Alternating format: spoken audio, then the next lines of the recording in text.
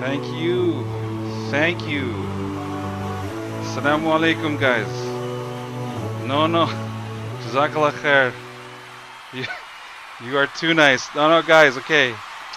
Subhanallah. Unnecessary. Come on, guys. Okay, okay. All right, all right. I get it. Alhamdulillah. Alhamdulillah. Bismillah. Bismillah. Assalamu alaikum, everyone, and welcome to another episode of This Muslim Reads. I am your host, your coach, your teacher, your mentor for today's episode. My name is Brother Yasser Zia, and inshallah ta'ala, today we are going to go through a book. Okay, this book was on the New York Times bestsellers list for 60 weeks. Okay, 60 weeks. It's called The Power of Habit by Charles Duhigg. Inshallah ta'ala, in this presentation, you're going to go from this guy, he was actually pretty buff, I have to say, to this guy. You get it? The power. I have the power. All right, so bismillah. So as I said, New York Times bestseller for 60 weeks. This book came out in 2013 and has been featured everywhere. NPR, HBR, Business Insider, Time, CNN, BBC, like Good Morning America, and even in the online space where we're focused, we're looking at all the experts. Everyone's had some content in and around this. Okay, so that's the idea behind let's distill this. But as with all the texts from This Muslim Reads, we want to talk about how this text applies to us as Muslims. Okay, so inshallah, I'm going to go through the book in a high level. Discuss the three main parts: individual habits, organizational habits, and societal habits. And then when we come to the fourth area, the appendix applications for real life, I'm going to talk about how I've taken this and applied it into my own life, and some brainstorm and some ideas about how we can apply these concepts to ourselves, our families, and our own businesses and organizations.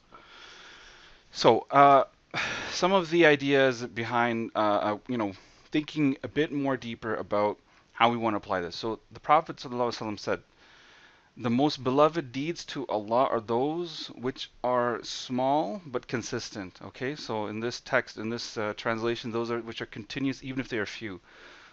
I think there's a deep, deep wisdom in this saying as it relates to habit formation, because essentially what Rasulullah ﷺ is advising us is don't aim for everything. Don't aim for the moon, or, don't aim for the stars, you're up on the moon. I never understood that saying when I was a kid. But when I heard this hadith, it made so much sense to me. It's simple. It's start small and build from there. And that's the most beloved thing to Allah. I mean, we're going to talk about rewards, but when you hear those words, that's the most beloved to Allah.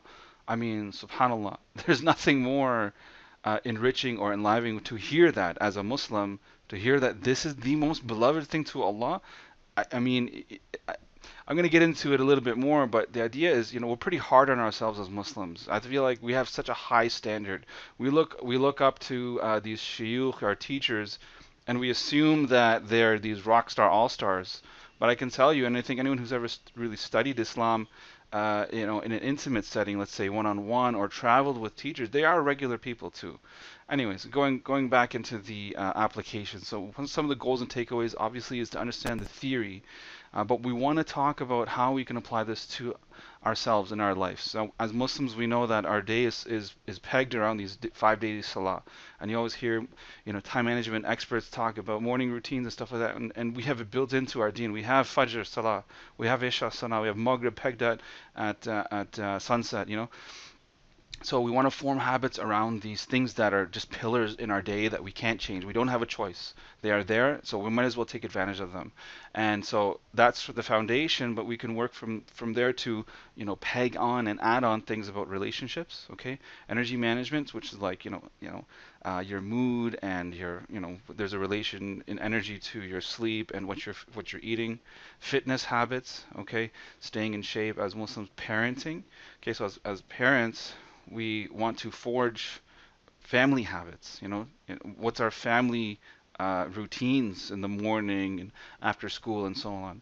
As individuals and as couples, financial habits. We've got to have checks and balances and routines and habits to make sure things don't get out of hand. If an individual has, personal demons, addictions, addiction to sugar, myself not included. Okay, fine, I'll say that. I'm a big coffee guy. Okay, so despite working in the field of wellness, I struggle with that one, coffee. But I will talk about how I hacked it, alhamdulillah. And then Ramadan, of course, Ramadan is a training ground for habit formation, right? So these are things that are built into our deen, and these are all things that inshallah we can strive for to take away after this presentation. Okay, so some of the goals and takeaways. So the book, initially, the author goes into the concept of habit loops. Okay, so he says every habit is based on three these ingredients. So there's a cue, okay, or a trigger. This is the signal, okay, that the habit should play out, okay, and then after there's a reward which reinforces the habit. Okay, so he gives his example.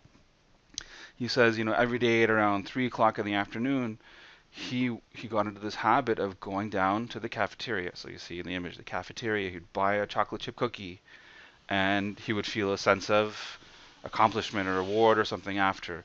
And this continued day over day over day until, a year goes by and you've gained 8 pounds or 12 pounds. And so he describes how he, started analyzing his own behavior through the lens of the habit loop model and understood there's a cue or a trigger that causes him to get up, go to the cafeteria, and then, somehow he really enjoys the experience and gets the reward of eating that cookie. And it's pretty cool. He goes into talking about how he narrowed in on the cue. So was it time of day? Was it every day at 3 p.m.? Did it have something to do with, afternoon fatigue? Did it have to do with a meeting, let's say a daily meeting ended at 2:30, and then right after the meeting was done, he gets up and goes. So he starts doing some introspection and analysis, and realizes that the cue actually was the time. Okay, then the routine itself was going to the cafeteria. So as part of his self-experimenting, he thought, hey, let's try a different routine. So at 3 o'clock, instead of going to the cafeteria, why don't I go for a walk outside? Why don't I go and read a book? Why don't I do this and that? And based on that, he got insights into what the reward was that reinforced the entire structure.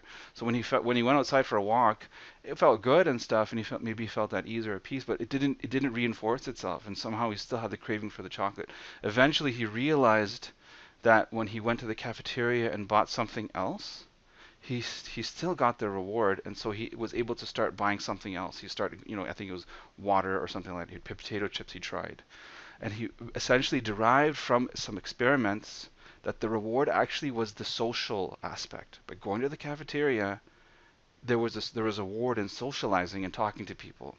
So after doing that experiment and analysis, he figured out that he doesn't have to even go to the cafeteria and buy something because that's spending money. All he has to do is get up, go to the cubicle a few doors down, talk to his buddy Chester, and let's talk about football or whatever, and let's gossip, or let's talk about celebrities and Kanye West or whatever.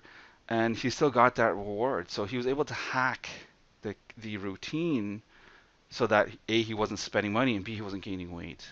Okay, so that's an example of a habit loop. All right, and so as at an individual level, the idea is about routinifying certain behaviors so that you don't exhaust your willpower. Okay, everyone's heard of this Marshmallow Test. So here's this cute kid, poor kid, waiting for his marshmallow, waiting for his results. At the end of the Marshmallow Test, if you haven't heard of it, I'm sure everyone's heard of it. I'm sure you haven't, go Google it. It was something that happened in the 1960s, 70s, and very successive derivations of the same experiment occurred, as decades proceeded in Stanford, behavior school, and so on. So the outcome was that the children who ended up being patient and conserving their willpower, I guess, had trained that willpower instinct to take choice out. What basically they grew up to become more competent adolescents. They had improved reaction time in one experiment. They are able to resist alluring temptations. They led to higher salaries. Sorry, there should be an H over there. And they're less prone to obesity. Okay, so this is proof. Scientific studies have proven that those who are able to come up with a method to resist the delayed gratification, conserve their willpower, because they were able to become more successful in life. So the idea is, with this experiment, they stuck to a predetermined outcome. Okay, so they pre-decided the behavior. They pre-decided they were going to wait 10 minutes. Okay, when you don't have a pre-decided routine, okay, that's when things fall apart. Okay, so we're going to get more in depth on how that actually works. But the big concept here is the objective at an individual level of habit building is to automate your willpower. Okay, we've often heard about CEOs Steve Jobs, right? He wore the same thing every day. You go into his closet, he's got blue jeans and black turtleneck, long sleeve turtlenecks, right? And when he was asked about it, he said, the idea is just to take decision out, right? Anytime you're presented with a choice, your willpower reserve for the day is depleted. So if you've pre-decided and it's habitualized and routinified, you now have more willpower later on in the day, and you have more resources to enact creative work, emotional labor, which is how innovation occurs. All right, so that's the chain reaction here. So in the book, they go through examples of the product Febreze. We all know Febreze; it's a global brand. But initially, when it first came out, they just couldn't figure out the right positioning. They tried so many different consumer experiments until they figured out that what rewarded the behavior of Febrezing the room was the fresh scent. Okay, so in their advertising, they no longer were like, detoxify the environment with Febreze. They were like, leave a fresh scent with Febreze. Okay, so they changed the reward, and then the product took off. Another example they give is toothpaste. Um, Instead of talking about tooth decay and gingivitis and plaque and whatever, they Polydent, I think, was the one they used. They talk about how the marketing emphasized the clean feeling in your mouth. Okay, so you can see in both examples the fresh sensation and the clean feeling. They almost kind of evoke an emotional response, clean, fresh, right? As opposed to save yourself from gingivitis, which I'm sure is a great thing, but when it came to sales, just to get the work done. They give other examples about mob behavior, okay, in Iraq during the time of the revolutions. They analyzed crowd behavior, and they listen to this. They came down to the conclusion that if you remove the street vendors, the crowds will disperse. Okay, so literally, that's what they did, and eventually, the mobs and the riots settled down. Pretty interesting. They talk about, give a case study about the NFL players, and how when you routinify certain plays and actions, a split second increase in reaction time will make the difference between victory or defeat. Okay, so the idea is giving the players a cue. Okay, play 49, and then they execute this routine, and it's being practiced over and over and over, so that they don't have to use their willpower. They don't have to think too much about it. It happens, and then they're rewarded and reinforced at the end of the process. Okay, so there's a lot more that could be said, but I hope just giving a couple of examples here will clarify it. And my favorite part is going to come up, and I want to fly through some of this. So uh, here's a great takeaway though, but comes to individual habits. He talks about the Keystone Habit. So here he says, typically people who exercise start eating better, become more productive at work, smoke less, show more patience with colleagues and families. They use credit cards less frequently, and they say they feel less stressed. So the conclusion here is that exercise is a keystone habit which triggers widespread change. It's like a domino effect. It's a chain reaction, it's a trigger for other habits. Okay, so what do we know about this as Muslims? Fajr, uh, before Fajr, morning dua, the moment you wake up. Alhamdulillah alladhi ahyana ba'da ma amatana wa ilayna shur. Just saying that could be the trigger for now, the willpower to say Bismillah. And we know that when we say that, the knots that the shaitan has tied in our neck become untied, right? So when you enrich with ilm, with knowledge, and you stand up, you make your wudu, and you know that the second knot is untied, and you feel fresh. The wudu, cools the body down, and brings you to center. Maybe you'll have a drink of water. You go and pray.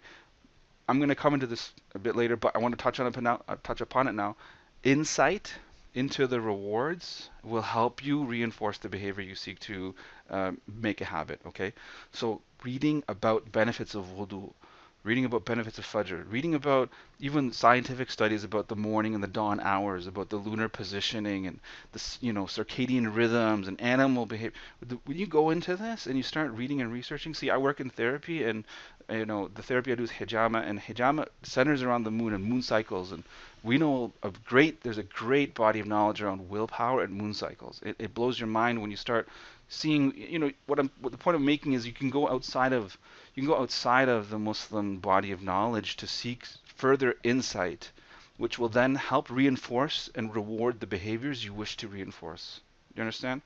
Hope that makes sense. Okay, so moving forward, talks about organizational level. Okay, so there's an aluminum company, Alcoa, where they were basically hit record profits, and when they did a study on how this happened and what happened, I can't remember if it was a VP level, C level, I think it was CEO. He came in and he instilled organizational habits around safety. Okay, and so this changed morale and that changed this, and there's a ripple effect, and it led to like record high profits. They talk about Michael Phelps, the Olympic swimmer, and how his trainers have so richly programmed him to imagine the outcome of the race before the race, and then in like the 10 or 15 seconds before Phelps steps onto the platform, the trainer just says a few words and Phelps is boom, he's into state, and he just goes for it because he's rehearsed it so many times in his mind, and he's developed this habit that it's a programmed response. He doesn't have to execute willpower. He doesn't have to think. He doesn't have to get caught up in what if this, what if that. He's just in the zone, in the state, and because they've triggered it with the cue, the routine is going and doing the race, and the outcome, of course, as you guys know, 19 Olympic medals or something like that, right? Target is another organizational study. The Target one's pretty fascinating. I was blown away. I had heard the case study about the pregnant girl, but what I didn't know was that they had the tracking technology back in like the 80s. Okay, when this isn't like VHS, when VHS was the resolution, they were able to track and they had software systems to deconstruct the customer profile. This is a middle-aged 40-year-old black woman, and she came from this type of car in the parking lot, and she'd take this route in the store, and then at checkout time, because she had a points card or a Target credit card, they now can link to the customer profile.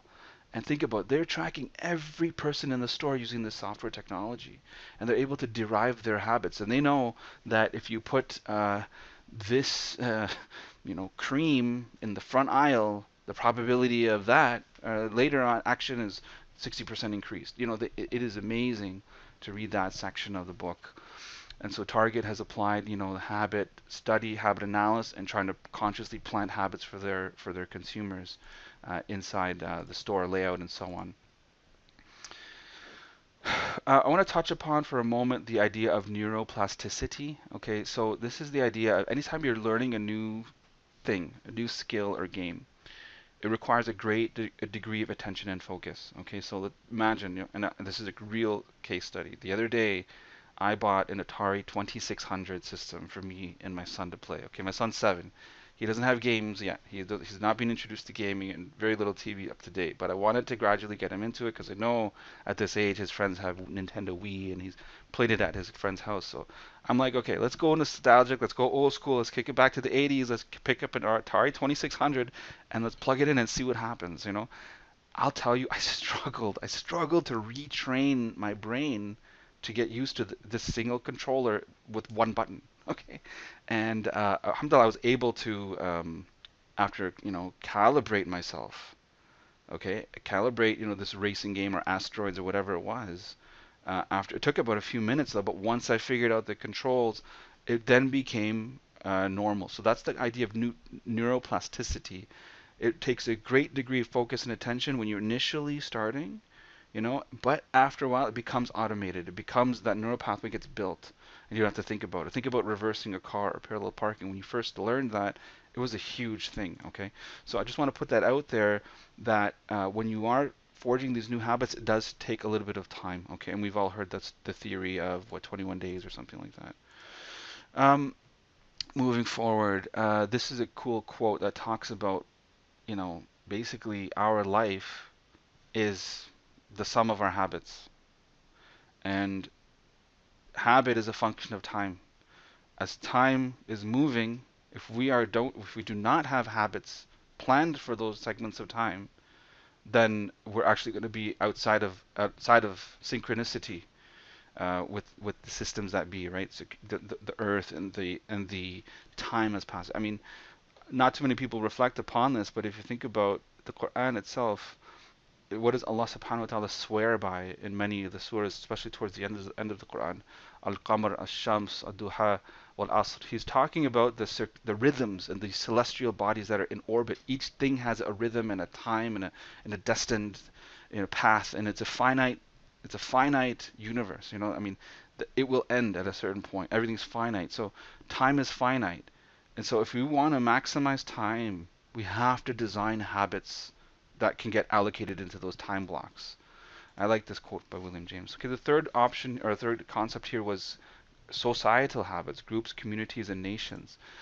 It's just really interesting because you look at civilizations and when they prioritized certain things, they thrived, and when those priorities got lost under new leadership or whatever, they collapsed. Okay, and we see great, dozens of examples in modern times. So this particular section, he gives case studies of like radio, radio stations as an organization, can use sticky songs to introduce new songs. So they'll sandwich the new song in between familiar songs to build the habit around the new song. I mean, that's a horrible example, but they use examples of churches. They talk about fostering social habits to encourage church going. So obviously, at our own masjid, we want to implement these strategies. The worst thing that can happen when you go to the masjid and no one looks at you and no one says salam to you. You go in and you pray and you leave without talking to anyone. I know, I hate to say it, but I see it all the time. So I personally have formed a habit. After Jummah, I actually go and I sit near the exit of the musalla. I just do my dhikr, and people come by, and you'll be amazed at how many people say salam to me just because I'm looking at them as they're walking out. Salaam alaikum, salaam alaikum, shaking hands. There's another brother in my masjid. I love what he does. He usually does it in the evening salah, so in the summer it's usually Maghrib, in the winter it's after Isha. He actually has tea. He brews tea in a thermos and brings it. Think about that habit. And so he forms a circle around him. Alhamdulillah, I mean, so the idea is he's fostering social habits as a reinforcing activity to his salah. So the cue is a certain time, the routine is let's go to the masjid and pray our salah, and the reward is that you get to see your brothers or sisters and you bond with them, and so like that is a nice way to get things started. You can substitute whatever you want in your designing of your habits, and I'll come to that shortly. Okay, so getting up towards the end, I want to mention this particular ayah. We hear this a lot. Allah subhanahu wa ta'ala says in the Quran, Allah will not change the condition of a people until they change what is in themselves. So, I mean, going back for a moment to societal habits, if we as Muslims, if we truly have an aspiration, if we think that we're going to become, leaders in the society, we make this dua for our children, oh Allah, make my children leaders among the righteous. Of course, we should say that, I mean, for ourselves. If we truly believe that, then we have to believe in this concept. If you're not getting the results you want in your life, or as a family, or as a town, as a Muslim, Jamaat in a small town or community or in a large city, you have to look within and change what's within yourselves. Okay, I do personally right now live in a small town, and I see things. I came from a big city, and I see things that if we don't catch them now, it's going to create problems. So actively working with not even the masjid. Honestly, the masjid as an organization is just not ready for this. But working with other families on like community iftar. Okay, literally inside Ramadan, we went out to the park in front of our house and we had an open iftar right there in the park. No permit, whatever, just freestyled it. One year in Ramadan, we actually had a flash mob. Okay, it's a small town, so everyone knows each other. It's like 40, 50 families, and there's this WhatsApp message that said, we're doing a moon sighting and a storytelling in so and so park, and like everyone went there, and you went there, and there was like probably like 100 plus Muslims. I was like, this is amazing. And now we want to extend that to inviting other people. Doing a flower giving campaign outside of the United Church and stuff like that. The idea is changing our habits as a community, and inshallah we will, the barakah will come from that, right? And not getting caught up inside politics and whatever. Okay, we're going to wrap up, but this is the most juicy part. If you have waited to this part, I hope that inshallah you benefit from this. Okay, so I'm going to share some of my personal ideas in this area. The idea is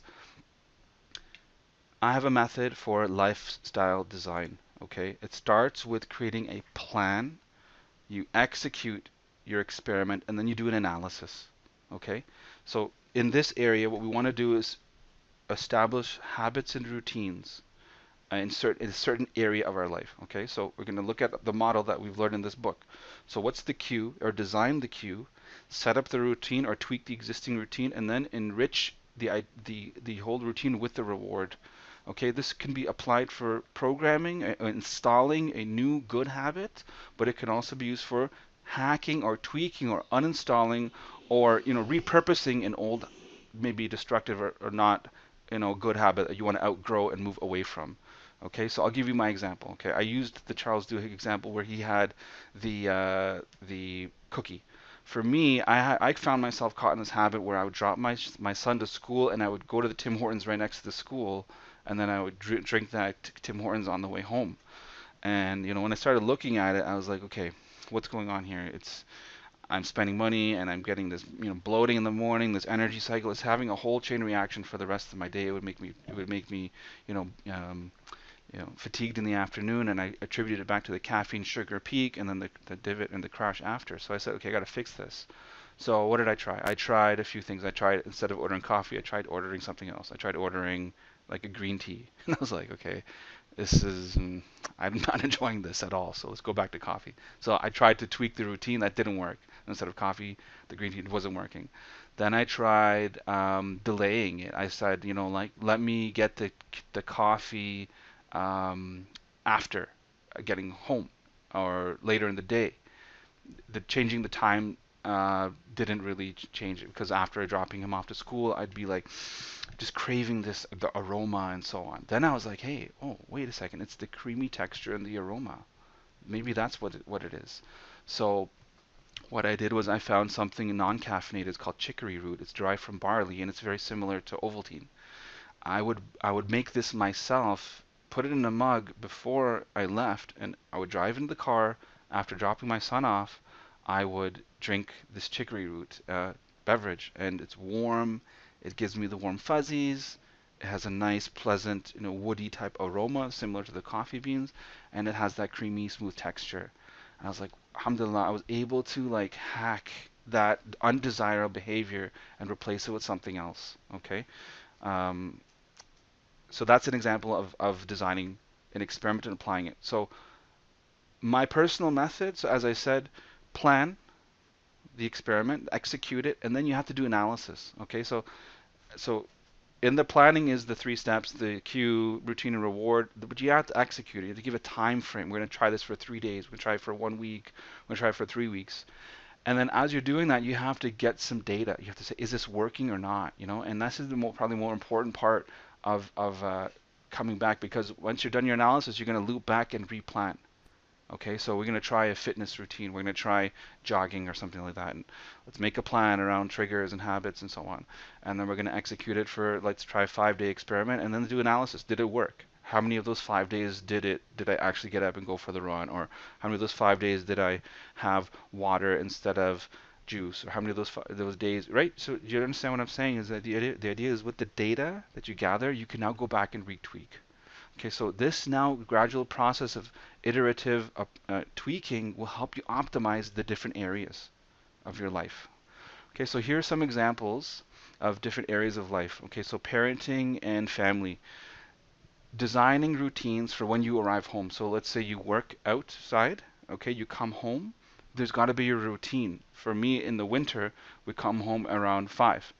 And the routine is I put everything down, make wudu, and we call the family together for Salah, right?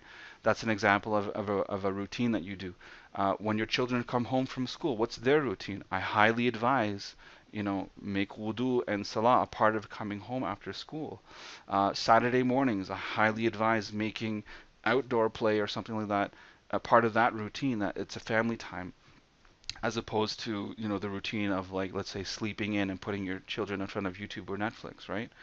It can extend to, habits about how we talk to each other, how we ask for help. So as opposed to my son coming to me and saying, "I'm thirsty," I'll tell him, "Okay, would you like help? Would you like me to get some water for you?" I'll guide him through the process and train him. And I'll just tell him, "Okay, next time if you're thirsty, just tell me, Baba, can you help me get some water?" And then I've made a habit out of asking for help, as opposed to reinforcing the demand. "I'm thirsty. I'm tired. He did this. He did that." No, we don't tolerate that in our home. What I do is I reinforce the desired behavior. And if one son's not doing what I want him to do, like, let's say he's acting up or he's not changing his clothes or not using the washroom, I'll say to the other one, "Hey, I really like the way you did wudu. I really like the way you used the washroom. I really like the way you got dressed out of your pajamas." And then the second child hears me reinforcing the other child and is like, "Oh, okay." So this is how reinforcement can work in parenting and family.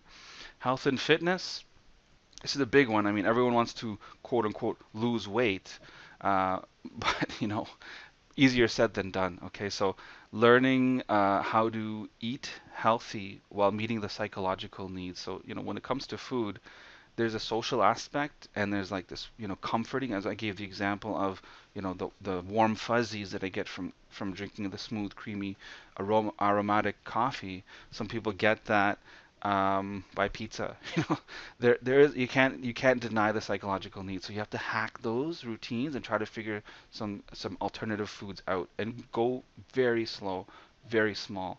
Same thing when it comes to fitness. You got to start small. Set the bar very low. Don't be like, "I'm going to work out 4 days a week and hit 8% body fat and blah, blah, blah, blah." Just say, "I'm going to put my shoes on and get out the door." That's the small action you start out with. And so now you measure that by the end of Friday. How many days a week did I get out, put my shoes on and get out the door? Or maybe it's like, "I'm going to walk to the mailbox as opposed to drive to the mailbox." And you're going to do that as your starting off experiment and then reinforce yourself and work from there. In terms of marriage, you want to keep it fresh. You want to keep it pleasurable. You want to keep it a source of rahma and mawadda for yourselves in the marriage itself. So you don't want to form, poor habits around how you ask one another for help, or how you plan your weekends and things like that. Form good habits. Form good habits around, when the shopping is done, the division of duties, who does the dishes, who's doing the laundry. If these are habitualized and agreed upon, then inshallah, you're keeping the bottom from falling out. And then you can create time for dates and things like that. You can even, try to work with one another. What do I try to say here? I'm trying to say work with one another to train each other. How do you like to receive your love? Okay, so I'll give you an example in my household. I personally didn't ever witness my father giving my mother gifts, so it wasn't part of my makeup, my thought process to, like, think of gifts to buy people. But my wife loves that. So when she told me and positively reinforced even the smallest thing, I was able to build upon that. Alhamdulillah. Okay. Moving on, Quran and Salah. I mentioned earlier about coming into the home and making wudu a thing. Like, I used to love that, especially in the summer. You come home, it's hot and sticky outside, and you make wudu and you pray your asr. I love that, especially putting my foot in the sink. As weird as it sounds, spending time in the masjid. So if you want that to become, the thing, you have to reward yourself in that. Okay, so as Muslims, we constantly are berated and pounded, especially in the khutbah, with what we're not doing. You're not doing enough of this. You're not giving enough donation. You're not doing enough sunnah prayers. You know what? I'm going to tell you, take a moment and tell yourself it's okay. All right? Reward yourself. Pat yourself on the back once in a while. Okay? The Muslims should be giving bushra to one another, glad tidings of Jannah. Reinforce good behavior. And when your children and your spouse and your friends, you'd be like, "I really love how you reminded us to do salah together while we were out at the restaurant," or something like that. Reinforce that in front of everyone and say jazakallah khair to the friend who said, "Hey guys, we should pray Maghrib." Like, you wanna develop and reinforce the things that are desirable. Okay. Other examples in Quran, personally, like every time I use the washroom, okay, I make it a trigger. So for me, I want to stay in wudu based on what we know about angels and jinn and so on, ayn and whatever. I want to guard myself. I want to stay in the state of wudu. My time could expire at any time. I could drop dead. Allah could take me at any time. At least I want to be in the state of wudu, in a good action, let's say. So after every time I use the washroom, make wudu. When you're making wudu, you're saying this dua, minat tawabin, make me of those who of the tawab, of those who do tawbah and return back to you. You know that the minor sins are being cleansed from you. Are you not, in a great position to just do two quick rak'ah, right? Do two quick rak'ah, and inshallah, you can reinforce this behavior. So like, and you can even add to it before. You can add two sunnahs before. I mean, it's something that takes a bit of time to build up, but you can stack. You can really stack good behaviors together. So another one is Fajr. You know, all the advices. I remember there was a time when I was like, really want to become a person who prays Qiyamul Layl, and I'm not there yet. But I have it in my mind that the times that I've done it and the times that I've been consistent with it, I didn't be like, I'm gonna get up at 3 a.m. to go back to sleep and get up at 4:30 for Fajr. No, I just got up 5 minutes before Fajr, had enough time to make wudu and do two rak'ah qiyam al before the Fajr then went off. That's where it starts. It starts small. Last 2 points here: finances and spending. Finances, spending. You obviously want to the Tim Hortons and the McDonald's and those types of routines. You want to build routines around creating lunches and planning meals so you're not stuck hungry, or as we say in my family, hangry. You haven't eaten lunch, or you didn't even plan for it, and you left the house, and now you're angry because you're hungry, and you're getting irritable and so on. No, plan those types of things out, right? Last one here: morning and night routines. We talked about Fajr, and inshallah the same concept can be applied to Isha. I'm sure you've heard the idea of swallow the big frog first, which means start your day with the biggest, most important task, and don't start your day with email. If you don't plan your day, you're going to go by email, which is someone else's plan for you. So what you do is the night before the night before you plan your biggest task. You have that laid out for you, inshallah, and you come open up your computer, whatever. For me, I put a big post-it note right on the keyboard. That's the thing, okay? So inshallah, you can plan out your lifestyle. Okay, really it's about lifestyle design. So my proposal to you is this, again, in the spirit of starting small. We're going to pick one area of our life and we're going to spend 3 or 4 months trying to tweak and tune that area. Okay, don't aim for too much. If you're going to pick finances, let it be finances. If it's health, let it be health. If it's iman and salah and Quran and so on, let it be that. Pick that and focus it on it. And what I mean by reform the areas, examine the routines you have and the habits you have around salah, wudu, Quran, and so on, and come up with some plans. And then just work in that area. Don't do too much at once, and do small, very incremental steps as you consistently tweak and increase, inshallah. All right. So that's the presentation. I went way over the 7 minute time span, but wallahu alam, inshallah you stuck to the end, and let's see if there's anything beneficial. I would love to hear your reflections. Honestly, this is, I think you guys, who are reading or listening have a lot to contribute and share, and things that have worked for you. I would like to take shortcuts and not self-experiment. If you have a routine that works for you, please, barakallahu feek, please put it into the comment section and share it with us for that, so that others can benefit, inshallah.